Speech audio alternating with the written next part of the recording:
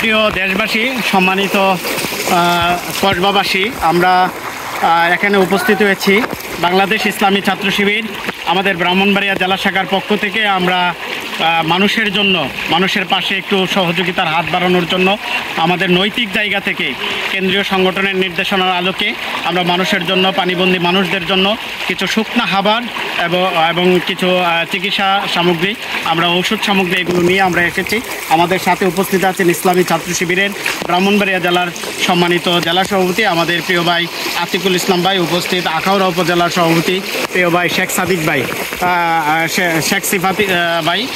সম্মানিত উপস্থিতি, আপনারা ইতিমধ্যেই লক্ষ্য করেছেন যে সারা দেশের যেই কয়েকটা জেলা আপনার পানি একেবারেই তলিয়ে গেছে।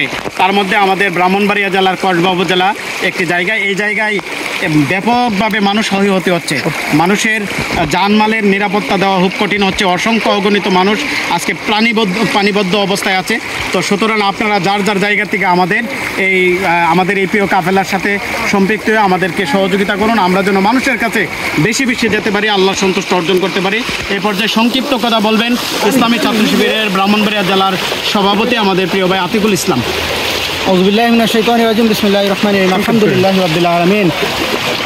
সম্মানিত দেশবাসীর প্রতি আমার সালাম জানাচ্ছি, আসসালামু আলাইকুম রহমতুল্লাহ। সম্মানিত ভাইরা, আপনারা অবগত আছেন সারা বাংলাদেশের, ইন্ডিয়ার ত্রিপুরা থেকে এবং আগরতলা থেকে যে পানির বাঁধ ছেড়ে দিয়েছে, তারই মাধ্যমে আমাদের প্রায় 8টি জেলা পানিতে প্লাবিত হয়ে গেছে। সেই প্লাবনের কারণে আমাদের অসংখ্য মানুষ যারা পানিবন্দী অবস্থায়, অসংখ্য ভাইয়েরা শাহাদাত বরণ করেছে। অসংখ্য ভাইয়েরা আজকে পানিবন্দী অবস্থায় চালের মধ্যে ধরে, ঢালের মধ্যে ধরে এখনও আঁকড়িয়ে আছে।